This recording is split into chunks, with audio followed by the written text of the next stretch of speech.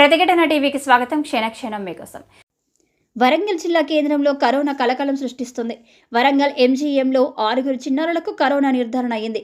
దీంతో ఎంజీఎంలోని పిల్లల వార్డులో 20 పడకలతో ప్రత్యేకంగా వార్డును ఏర్పాటు చేశారు. ఆయా చిన్నారులకు ప్రత్యేక వార్డులో చికిత్స అందజేస్తున్నారు. నగరానికి చెందిన 6 చిన్నారులకు కోవిడ్ లక్షణాలు కనిపించాయి. దీంతో కాకతీయ మెడికల్ కాలేజీలోని వైరాలజీ ఆర్టీపీసీఆర్ పరీక్షలు నిర్వహించగా చిన్నారులకు కోవిడ్ పాజిటివ్గా తేలినట్లు సమాచారం. ఇటీవల నిలోఫర్ ఆసుపత్రిలో 3 చిన్నారులకు కోవిడ్ పాజిటివ్గా నిర్ధారణ అయిన విషయం తెలిసిందే. అయితే కరోనా మహమ్మారి మళ్లీ కలవరానికి గురిచేస్తుంది. ఇటీవల రాష్ట్రంలో మళ్లీ కేసులు పెరుగుతున్నాయి. అయితే ఇందులో చిన్నారులు సైతం ఉండడం సర్వత్రా ఆందోళన వ్యక్తమవుతున్నాయి.